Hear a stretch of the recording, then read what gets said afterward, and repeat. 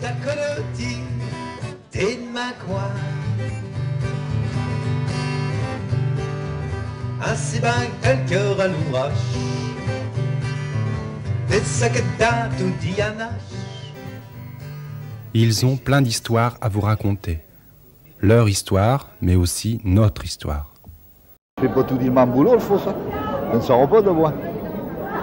À commencer le bottage, puis à finir bricoleux.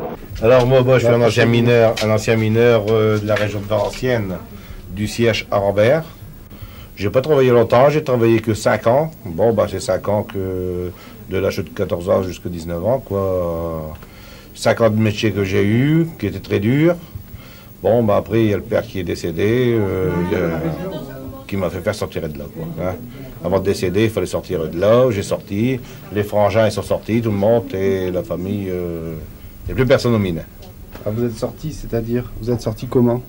Ah ben, disons, j'ai sorti, c'était au moment qu'il y avait Usinor qui s'est implanté, que j'avais un collègue qui travaillait, un ancien mineur aussi, que lui qui est parti avant moi. Et puis on a discuté, puis il dit, bah tu viens à Dunkerque, hein, tu seras pas là dans le trou, on sera au joueur.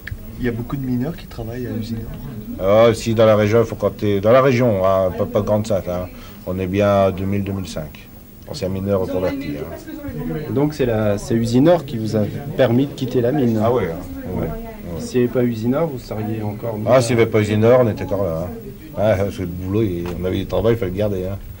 Mais disons que pour nous, c'était un métier quand même de père en fils. Hein. Il y avait les grands-pères, le père, les frères, tout. Nous, on était une famille, disons, à la maison, on était à 5 mineurs. Hein. Bon, alors, la création du musée de la mine qui peut nous servir et servir aux élèves de Grande-Sainte, aux gens qui n'ont jamais connu de métier. Alors, ce qu'on fait, bon, on fait de l'exposition ici à l'intérieur. On a représenté des galeries, tailles, divers matériaux qui sont installés.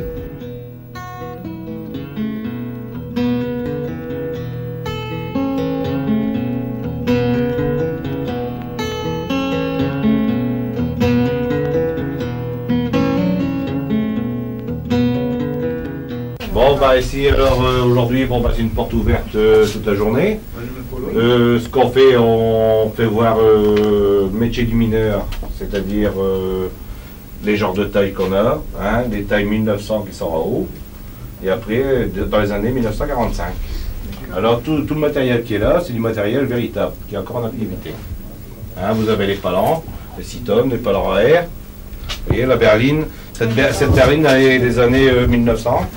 Maintenant, c'est 600 litres, que maintenant on fait des 3000 litres. Ce que je voudrais quand même dire, c'est de voir les gamins de 9 ans travailler au fond de la mine. Ça, c'est vrai. Alors, voilà. Alors, c'était le père qui expliquait le travail aux jeunes, comment on travaillait. Oui. Alors, à peu près, aux jeunes Galibo, il y avait à peu près 9 ans. Hein. Oui. Alors, on le voit là, avec qui explique la lampe, comment on travaillait, quoi. Et puis là, c'était le père aussi qui travaillait avec le gosse. D'accord. Puis, bon, moi je suis venue ici, c'est parce que mon père me parlait de tout ça. J'ai connu... Bon, moi je connaissais la vie de mine par ce qu'il pouvait raconter, mais j'étais attirée par vraiment voir les choses réelles, quoi. Moi j'ai commencé à 14 ans. 14 ans, je descendais à 483 mètres hein, sous terre. Bon, on n'avait pas de choix. Hein.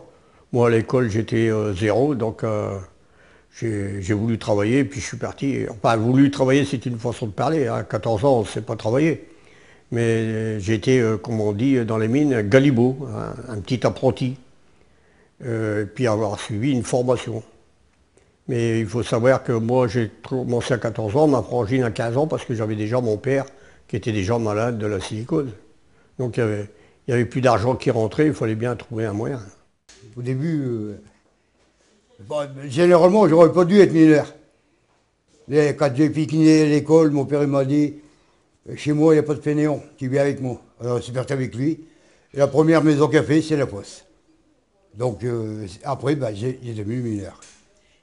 Nous étions avec mon père et on était 9 enfants, tous des garçons. Tout le monde, ils ont descendu au fond de la mine. Ouais. Du premier jusqu'au dernier. Mes parents, ils ne voulaient pas. Et j'allais à l'école pour apprendre un métier, soit dans le bois ou soit dans le fer.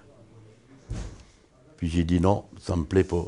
Alors pour Grande Sainte, tout est à faire, effectivement. Mais ce qui est intéressant, c'est de s'apercevoir qu'on a tout sous la main. On assiste à une espèce de volonté de vouloir monter le musée de la minéralogie, monter le musée de la mine, monter le musée de la sidérurgie. Mais plutôt que de faire des choses un peu chacun pour soi, même si c'est intéressant, il y a peut-être moyen de faire plus, d'aller plus loin en mettant tout le monde dans le coup, en mettant tous les gens qui ont travaillé, en mettant tous les gens qui travaillent encore dans cette région du littoral. Il ne faut pas non plus, on en a parlé d'ailleurs, que les gens se rendent compte, par exemple à Saint-Éloi où il va y avoir le stand, hein, on appelle à l'écomusée, il ne faut pas que les gens se disent tiens, une super association créée avec les mineurs, la Prude et puis la DREMAP. Hein, ce n'est pas ça. Évidemment, au départ, il faut bien démarrer quelque chose. Nous avons des choses à mettre. Bon, on va les mettre pour faire voir aux gens qu'il faudrait nous amener hein, pour cet écomusée. Et ça n'est du matériel, mais ça n'est pas limitatif. Hein. Oui. Les photos, vous voyez, ils ont ramené un poste tout à l'heure, hein, même un poste émetteur pendant la guerre.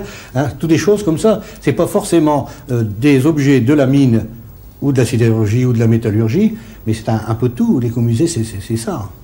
L'écomusée, c'est de rassembler tous les souvenirs, hein, et même rassembler, disons, ce qu'on a actuellement. Ce qu'on a actuellement, rassembler pour après. Pour après, dans 20 ans. Ça rentrera dans le cadre des gens, hein, les gens ils verront ce qui se passait il y a 20 ans ou il y a 30 ans.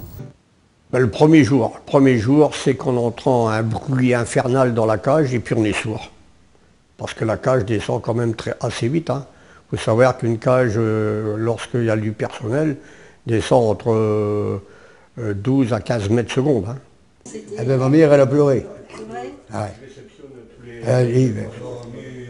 Elle ne voulait pas vous voir descendre? Ouais, justement, et ben voilà.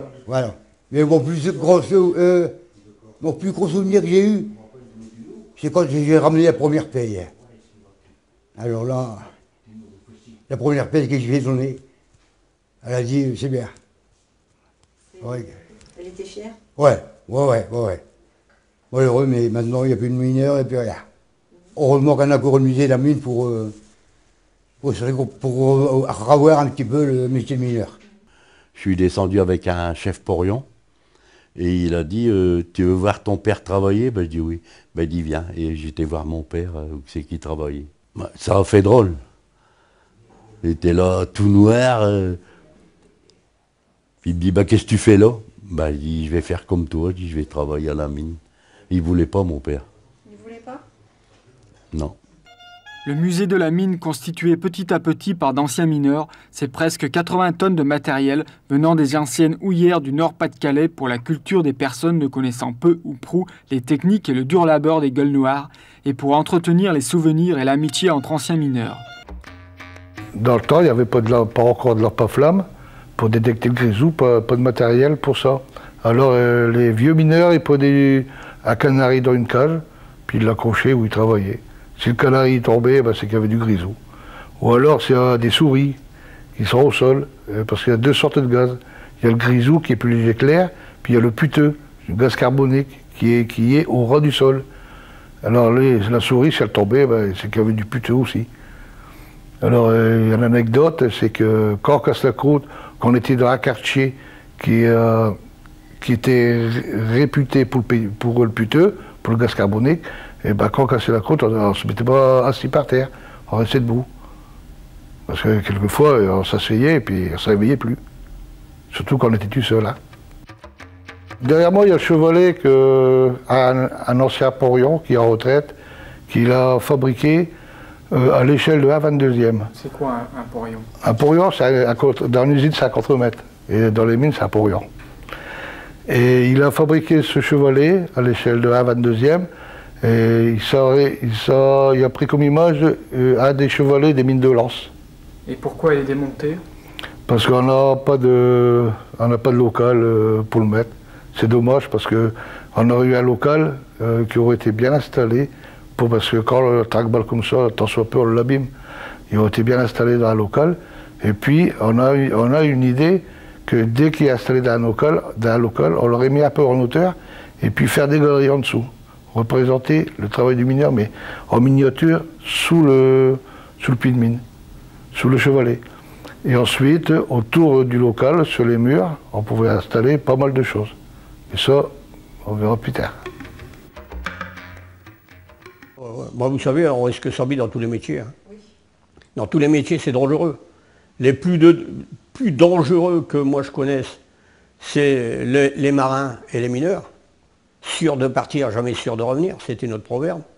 Mais sinon, quand on était au fond, on n'y pensait même pas qu'il y avait des tonnes et des tonnes de terre au-dessus de notre tête. Hein. On n'y pense pas. On travaille, c'est comme si on aurait des œillères. On fonce et tout. On ne pense pas au danger.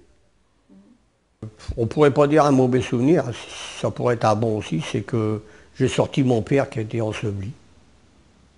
Parce que en tant qu'électromécanicien, j'ai été sauveteur et j'ai réussi à sortir mon père dans un éboulement. Au fond de la mine? Au fond de la mine, oui. Parce que mon père travaillait corps, j'étais tout jeune, mais mon père, j'avais quand même... je devais avoir 19-20 ans, quoi. Les Gueules Noires n'ont pas manqué l'inauguration du nouveau musée de la mine. C'est une maquette géante qui crée l'événement. Reconstitution d'un chevalement qui servait autrefois à soutenir les câbles actionnant la cage pour les descentes et les remontées des hommes. Alors que les locomotives circulent, la base aboutit au sous-sol du bâtiment représentant le fond de la mine. Dans cette pièce principale, on a une maquette. La maquette qui représente l'enceinte de l'entreprise minière de surface, thème qu'on dit en patois un carreau de fosse. Et dans cette enceinte, on va trouver bien sûr la principale des choses, le chevalement, pour pouvoir descendre sous la terre, avec son ascenseur qu'on appelle une cage, la machine d'extraction, le parc pour mettre tout le matériel qu'on aura l'utilité au fond de la mine, ainsi que tous les corons, les bureaux administratifs, et sans oublier ce qu'on nous on appelle le lavabo, où il y a la salle des pendus bien sûr. Et on a mis un deuxième chevalement à côté, parce que dans un puits minier, il y a toujours deux chevalements, plus ou moins à côté de l'autre, où il peut être séparé de 4-5 km, parce qu'il y a une entrée d'air et une sortie d'air. La galerie, c'est indéterminé, parce que c'est un fromage gruyère, si vous préférez, au fond de la mine. D'ici, je pourrais descendre à Bruay-en-Artois, pour remonter de l'autre côté en Belgique. Vous voyez, les galeries continuent. Alors le mineur, dans les premières années, le mineur était payé à la tâche. Ça veut dire, plus qu'il va abattre du charbon, plus qu'il aura un gain. Voilà. Après, nous serons payés au rendement.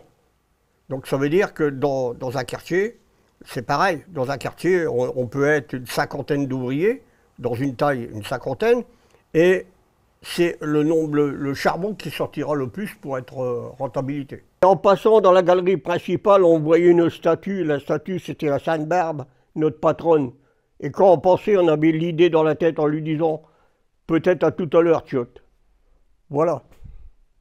Parce que dans les mines, on ne gagnait pas beaucoup. On gagnait, c'était 1000 francs qu'on gagnait.